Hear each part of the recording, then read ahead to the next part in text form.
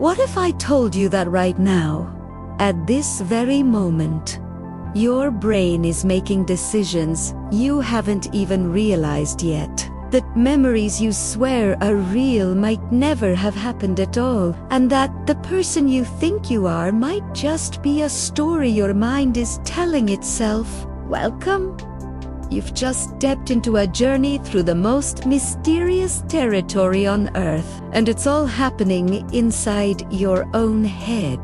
Tonight, we're diving deep into the hidden world of your mind, exploring the secrets psychology has uncovered about how you think, feel, remember, and even dream. Some of what you're about to discover will feel gentle, like a warm, familiar embrace. Other revelations will genuinely astonish you, challenging everything you thought you knew about yourself.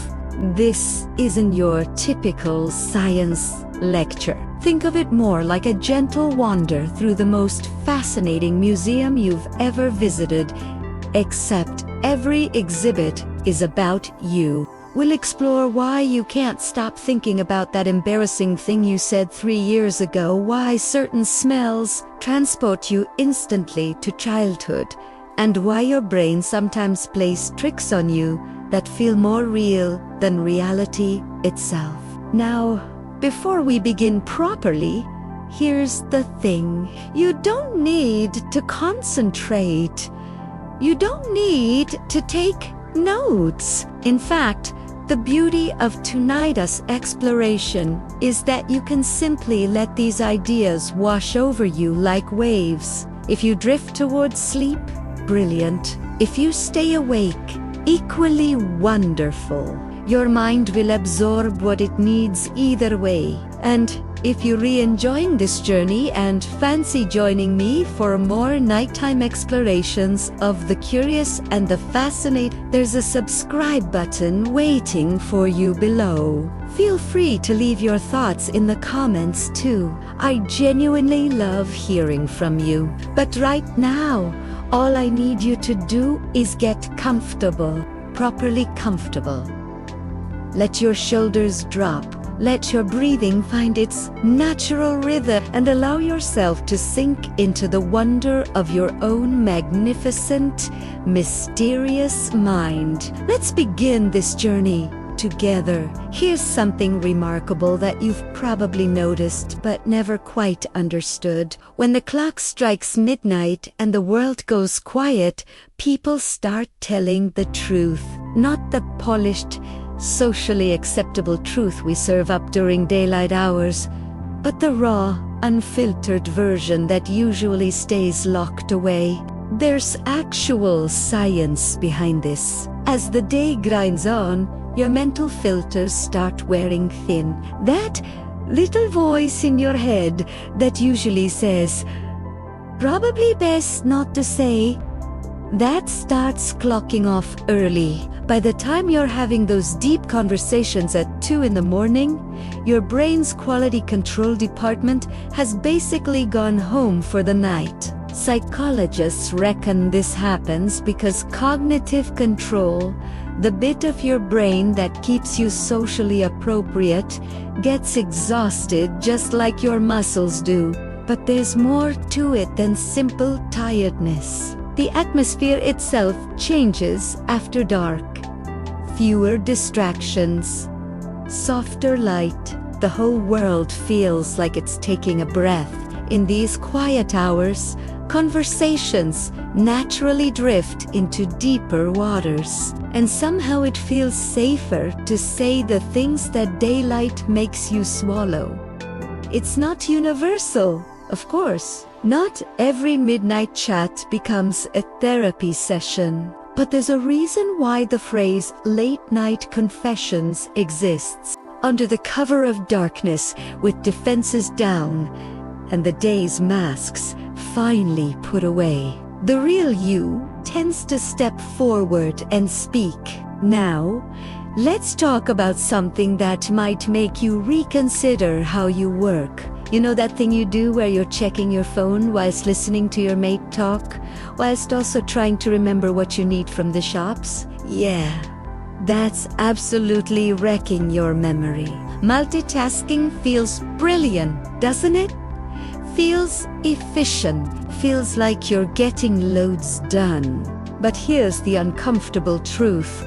Your brain isn't actually designed for it. When you split your attention between multiple tasks, you're not giving any of them the mental resources they need to properly embed in your memory. Information ends up competing for space, and the result is that you remember bugger all about any of it. Let's say you're scrolling through messages whilst your friend's telling you about their day.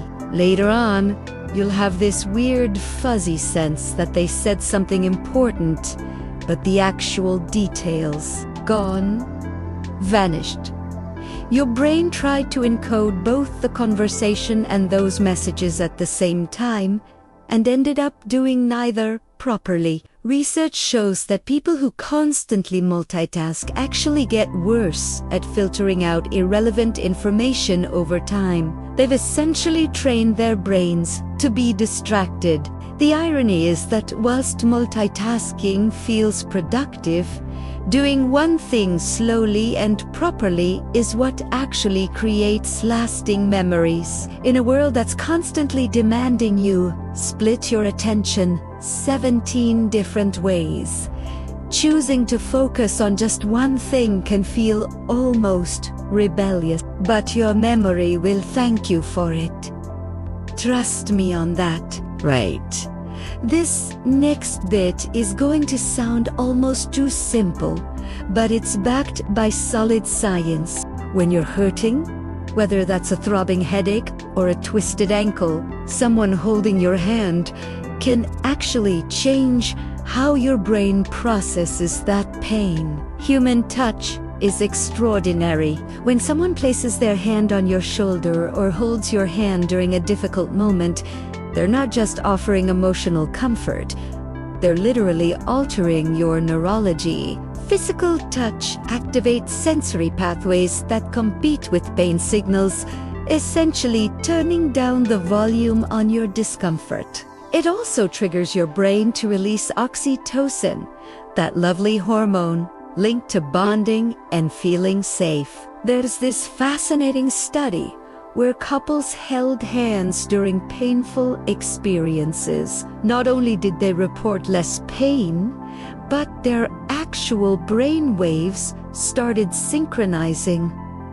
Let that sink in for a moment. Two separate nervous systems, two separate brains, literally coming into harmony through the simple act of holding hands. Touch doesn't just soothe your emotions, it creates a shared physiological state that makes suffering genuinely easier to bear. In moments of real distress, a gentle touch acts as both shield and anchor. It's your body's way of remembering it's not alone. Sometimes the simplest gestures, the ones that cost nothing and require no words, carry the deepest healing power. Worth remembering that here's something slightly unsettling. The smells around you right now are influencing decisions you haven't even made yet, and you've got absolutely no idea it's happening. Scent is a sneaky one. Unlike other senses, it bypasses the usual processing routes and travels straight to the emotional and memory centers of your brain. This direct route means smells can influence your mood and behavior completely beneath your conscious awareness. Scientists have run experiments where they've pumped pleasant scents into shops, and people genuinely spend more money. Not because they're thinking, ooh, smells nice, better buy something, but because the scent is priming certain emotional associations without them realizing. The smell of cleaning products can make people tidy up more. Lavender can induce calm. Citrus can make you feel energized. These aren't conscious decisions. They're your brain responding to invisible cues, having entire conversations with itself that your conscious mind never hears. Now, This isn't about getting paranoid every time you walk past a bakery, but becoming aware that scent quietly influences you can be genuinely empowering. It helps you recognize when your choices might be getting nudged by forces you can't see. The language of scent is being spoken all around you, all the time, whether you're listening or not. Thanks for joining me on this journey. Subscribe for more explorations into your mind. This one's properly bizarre. Simply believing you've slept well can make you perform better the next day, even if your actual sleep was rubbish. It's called placebo sleep, and it is a beautiful example of your brain being both incredibly clever and slightly gullible at the same time. In one study, researchers told participants they'd had above-average sleep quality based on fake monitoring data. Those people then smashed their cognitive tests, regardless of whether they'd actually slept well or not. Their brains essentially went, right, we're well rested, time to perform, and just did. This happens because your brain uses belief as a shortcut. It adjusts your energy levels and focus based on what it thinks has happened, not necessarily what actually happened. Obviously, this isn't a substitute for genuine sleep. You can't just tell yourself you're well rested every night and expect your body to function properly long term. But it does reveal something profound about the relationship between mind and body. Part of how rested you feel doesn't just come from the hours you spent unconscious. It comes from the story you tell yourself about that rest. Your brain is listening to that story and it's responding accordingly. You know that feeling when you're absolutely certain someone's staring at you, and then you turn around and that's not paranoia. There might actually be something to it. Science hasn't fully cracked this one yet, which makes it even more intriguing. Some research suggests we're picking up on subtle cues. We're not consciously registering a tiny shift in shadows, changes in our peripheral vision, faint sounds that our brain processes but doesn't bring to our attention. Your brain is ridiculously finely tuned to detect social attention, because throughout human history, knowing when eyes were on you could mean the difference between safety and danger. Evolutionary psychologists reckon this sensitivity helped our ancestors avoid predators and navigate complicated social situations. Think about it. If you couldn't sense when something was watching you, you'd be someone's lunch pretty quickly. That instinct is still there, buried deep in your nervous system. Whether it's learned perception or something deeper we haven't discovered yet, the sensation can be so compelling that it prompts action before your conscious mind catches up. It's like a quiet nudge from your ancient self. The version of you that survived by paying attention to things that could be seen but could definitely be felt. Here's something that might make you squirm a bit. Your body is having conversations about your feelings that you haven't even admitted to yourself yet. Body language reveals emotions before your conscious mind has fully processed them. That defensive crossing of your arms, your body might be telling the world you're uncomfortable before you've even realized it yourself. Subtle shifts in tone, the way you're holding tension in your shoulders, the micro expressions flickering across your face. They're all broadcasting your internal state, loud and clear. Psychologists have found that these cues are often visible to others before they're clear to us. Other people can sometimes read you better than you can read yourself, which is a properly weird thought, Becoming aware of your own body language can reveal hidden stress, attraction, nervousness, excitement, all sorts of things bubbling under the surface. This silent language operates in parallel with speech. And honestly, it often speaks more truthfully than words ever could. Next time you're trying to work out how you actually feel about something, don't just listen to your thoughts. Pay attention to how your body is holding itself. It might be overhearing your mind's unspoken truths. Right.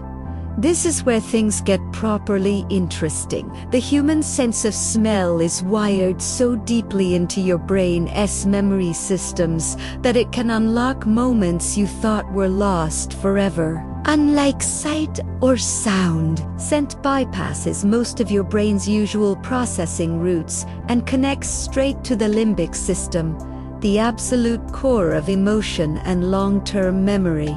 This is why a faint whiff of a particular perfume, or rain on hot pavement, or your grandmother's cooking, can feel like an actual time machine.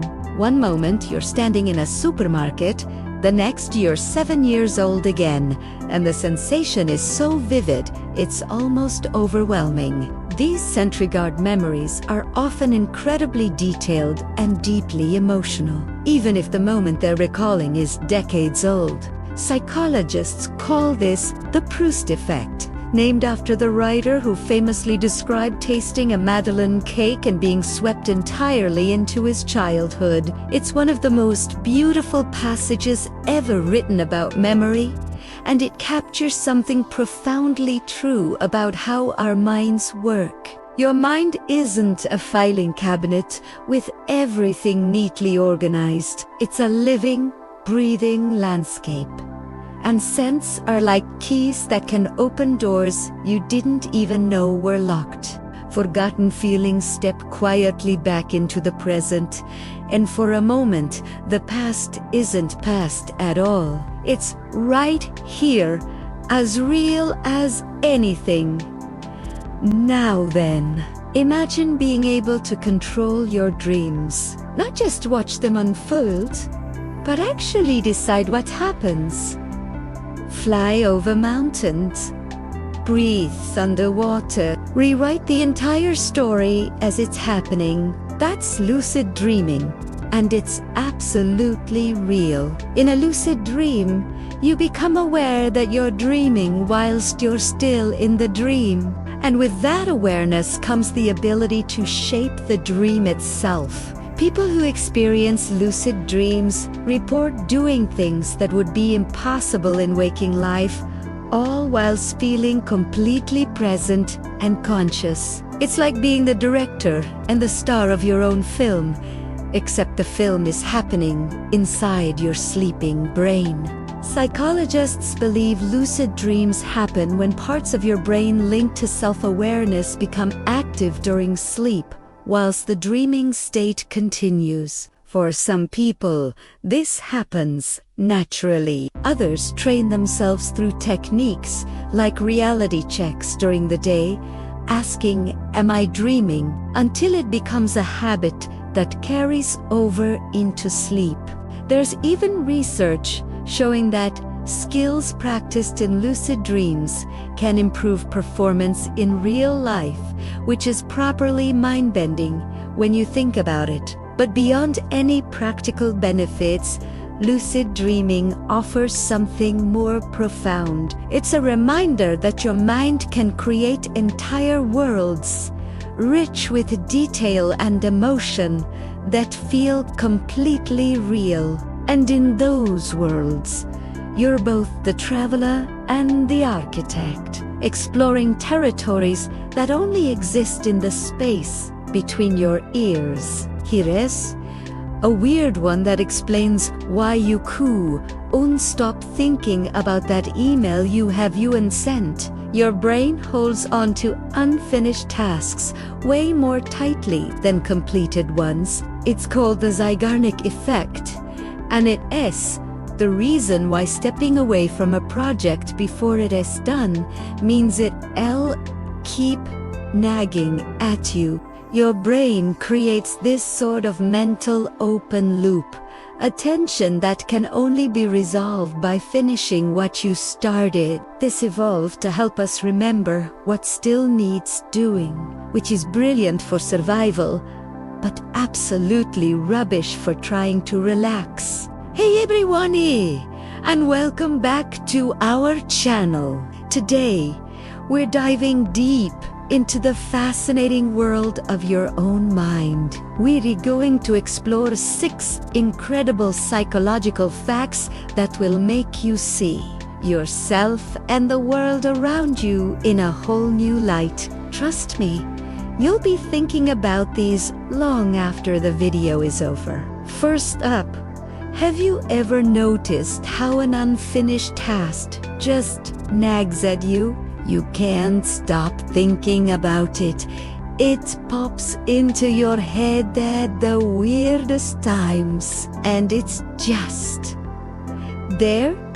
Well, that's a real psychological phenomenon called the Zeigarnik effect. It was discovered by a psychologist named Blumaz, who noticed that waiters had a much better memory for unpaid orders than for the ones that were already settled. It turns out our brains are wired to remember incomplete or interrupted tasks much better than completed ones. This creates a kind of mental tension that pushes us to finish what we started. So, the next time you can't get that half-finished project out of your head, you can thank the Zeigarnik effect.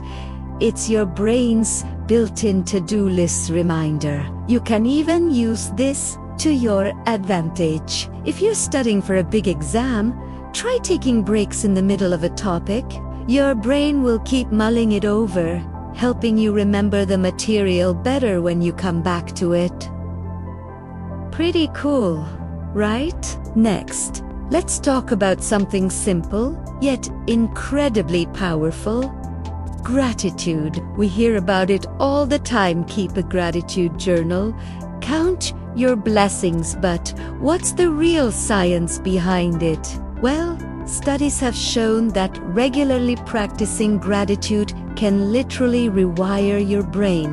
When you consciously focus on the good things in your life, you're activating brain regions associated with dopamine and serotonin, the feel-good neurotransmitters. This doesn't just make you happier in the moment. Over time, it can lead to improved sleep, a stronger immune system, and more resilient relationships. It's like a workout for your brain's happiness muscles. Think about it. Our brains have a natural negativity bias. It's an old survival mechanism to keep us safe from threats. But in today's world, that can lead to a lot of stress and anxiety. Gratitude is the antidote. It consciously shifts your focus from what's wrong to what's right. So, take a moment right now. What's one small thing you're grateful for? Even just thinking about it can give you a little mental boost. Alright, let's get a little mysterious with our third fact. Subliminal priming. This sounds like something out of a sci-fi movie, but it's a real and heavily studied effect. Subliminal priming happens when you re-expose to a stimulus like a word or an image so quickly that you do unconsciously perceive it. But here's the crazy part. Even though you didn't see it, it can still influence your subsequent thoughts, feelings, and actions. For example, in one famous study, participants who were subliminally shown words related to old age, like wrinkle or Florida, actually walked more slowly down the hallway after the experiment was over. They weren't aware of the words, but their behavior was still affected. Now, don't worry. This isn't about mind control. The effects are usually subtle and short-lived, but it shows just how much information our brain is processing below the surface of our awareness. It's a powerful reminder that our conscious mind is just the tip of the iceberg. Have you ever had a song get stuck in your head and then suddenly a memory from years ago comes flooding back? That's our fourth point. The powerful connection between music and memory. Music isn't just background noise. It's a direct line to our emotional centers and memory banks. The brain region that processes music, the auditory cortex, is closely linked to the amygdala, which handles emotion, and the hippocampus, which is crucial for forming new memories. This is why a particular song can transport you back to your high school prom or a summer road trip. The melody, the lyrics, the rhythm, it all gets encoded along with the emotions and events of that moment. This connection is so strong that music therapy is often used for patients with Alzheimer's and dementia. Even when other memories have faded, a familiar tune can sometimes unlock moments from their past, bringing comfort and connection. It's a beautiful testament to how deeply music is woven into the fabric of our lives. Now for a fact that feels like pure magic, but is grounded in biology. Hope can physically change your brain and body. Hope is more than just wishful thinking. It's a cognitive process that involves goal setting and motivation. When we feel hopeful, our brains release neurochemicals like endorphins and encephalins, which are natural painkillers and mood elevators. It's similar to the placebo effect, where believing a treatment will work can actually make it work. Studies have shown that hopeful people tend to have lower levels of the stress hormone cortisol, better cardiovascular health, and even stronger immune responses. When you believe in a positive future, you're not just fooling yourself. You're giving your body a biological advantage. You're activating the neural pathways for problem solving and resilience, making you more likely to take action and persevere through challenges. So, cultivating hope isn't just a nice idea, it's a fundamental part of our physical and mental well-being. Finally, let's talk about something a little bit juicy. Why do we love gossip so much? You might feel a little guilty about it. But our brains are actually wired to be fascinated by social information about other people.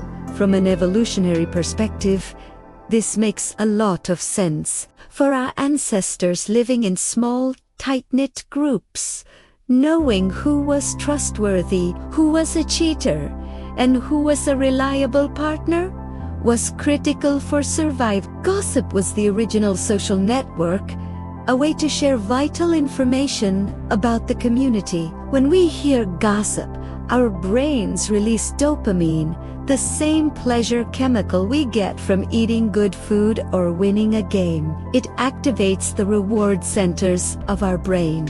It's not just about being nosy, it's about our fundamental need to understand social dynamics and our place within them. Of course, this can have a dark side when it turns into malicious rumors. But the underlying drive is a deeply human one, rooted in our need for connection and social navigation. So there you have it, 6 mind-bending psychological facts that explain so much about our daily lives. From the nagging feeling of an unfinished task to the powerful healing effects of hope, our minds are constantly working in ways we rarely notice. It just goes to show how complex and incredible we truly are.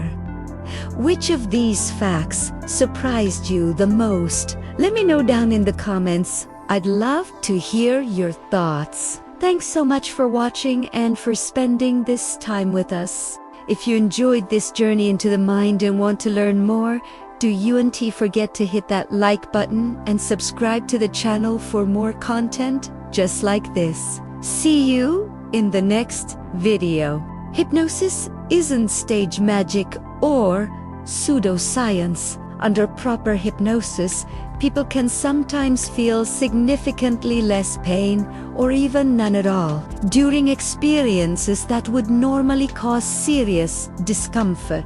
Brain scans show that hypnosis can alter activity in areas that interpret pain signals. It's not changing the physical sensation itself, but rather the way your brain perceives and processes it.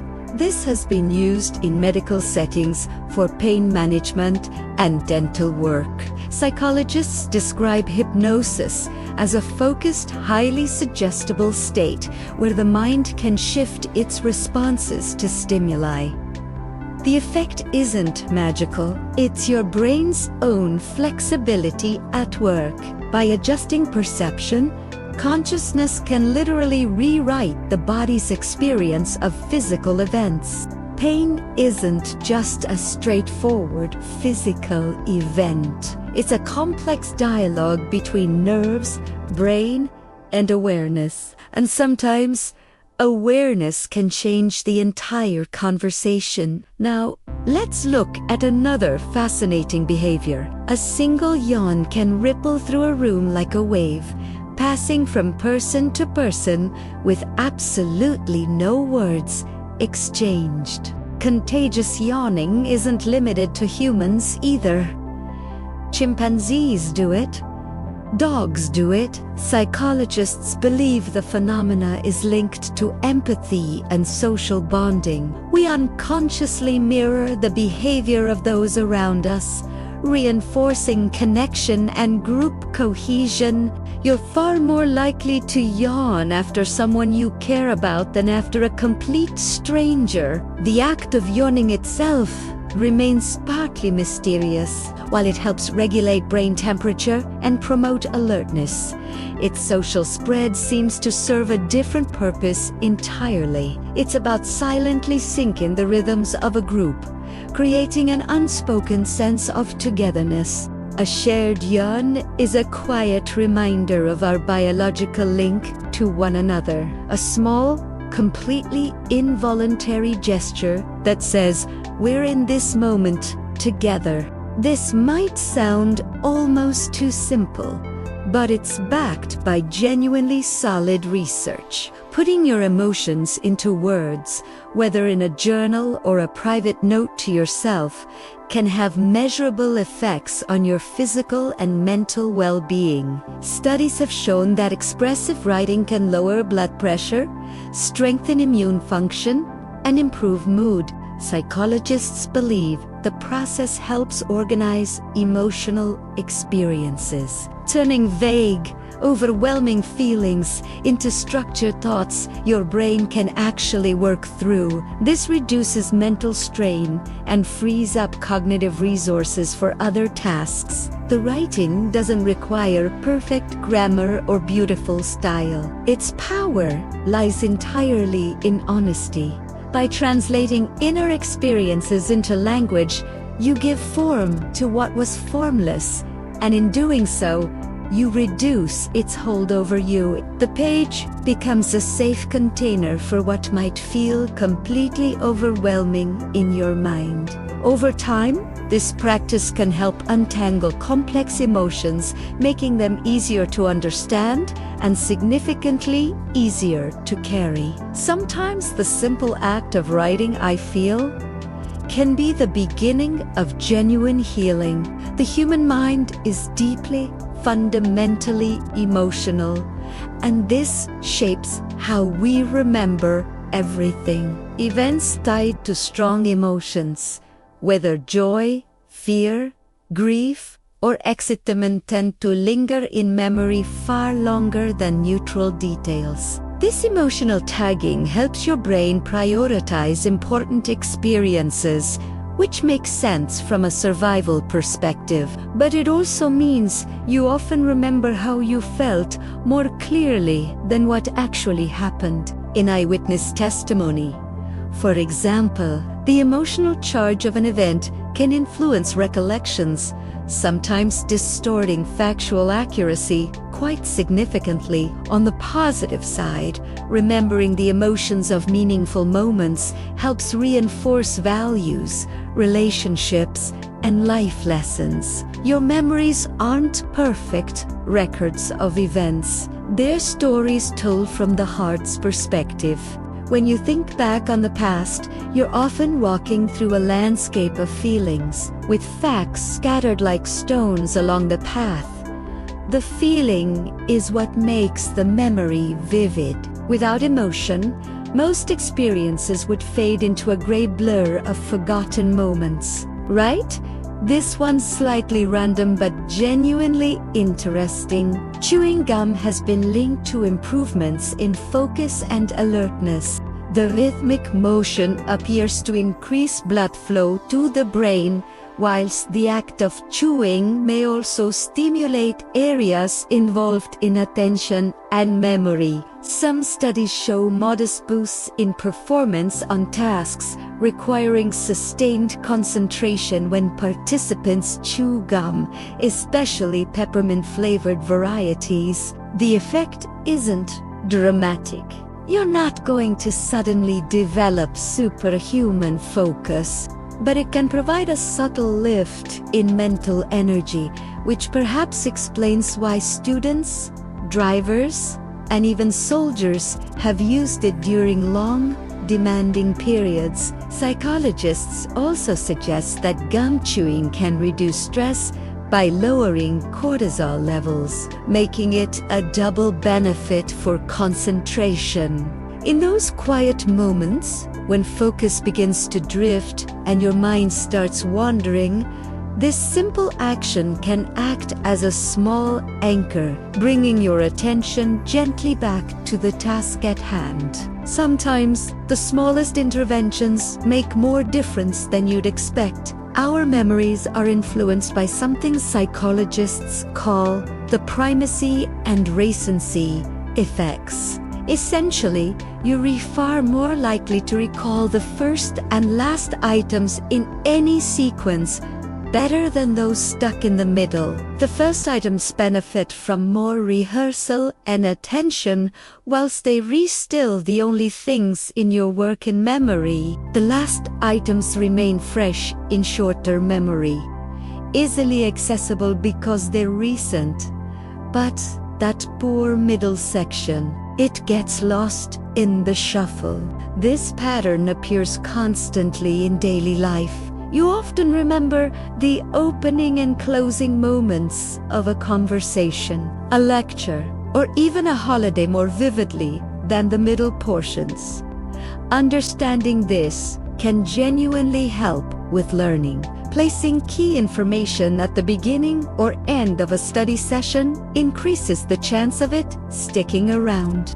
In a way, your mind frames experiences like stories, with the opening and ending scenes shining the brightest. The middle still matters, absolutely. But it is the first impression and the final moment that often linger longest in the mind as quiet archives. Here's something properly mined: your brain can miss enormous changes happening right in front of your eyes, and you won't notice a thing. It's called change blindness, and it's a striking quirk of perception. Your brain can fail to detect even massive alterations in a scene if they occur during a brief distraction or visual interruption. In experiments, people can look directly at an object, glance away for just a moment, and completely miss that it's changed entirely when they look back. This happens because attention is selective.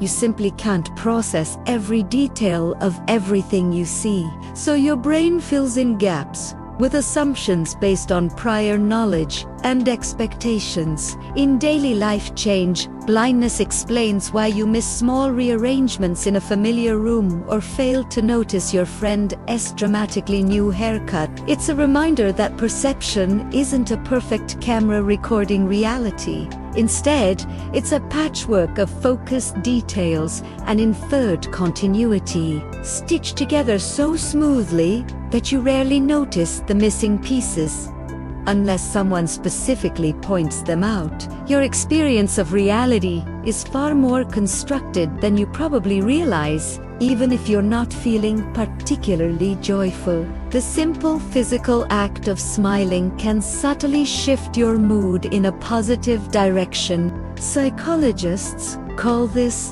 the facial feedback hypothesis. The idea is that facial expressions don't just reflect emotions, they can actually influence them. When you smile, the muscles in your face send signals back to your brain, triggering the release of neurotransmitters like dopamine and serotonin. This can create a small but noticeable lift in mood, even if nothing external has changed. The effect works in reverse, too. Frowning or scowling can reinforce feelings of tension or frustration, creating a negative feedback loop. It's not a cure-all, obviously. You can't just smile your way through genuine depression or grief. But in moments of everyday stress, a conscious smile can be a gentle nudge toward a calmer state. This is why some meditation practices include soft smiling, a relaxed, almost imperceptible upturn of the lips. It's a reminder that mind and body are deeply, inextricably intertwined. And sometimes happiness can begin with a simple, deliberate expression. Attraction feels like a completely conscious choice, doesn't it? But many of its foundations are laid far beneath your awareness, in places your conscious mind can't access. We've only just scratched the surface of how the mind chooses who to love and what to desire. But what happens when the brain escapist secrets start to leak out in the dead of night? In part 2, we explored the late-night confessions and the science of why we can't stop overthinking at 3 a.m. The journey continues in the next chapter. Don't drift off just yet. I'll see you there. Thank you for allowing me to be a part of your night. May you find deep peace and restful sleep. Wishing you the sweetest dreams. If you liked it, please like, comment, and subscribe. Bye.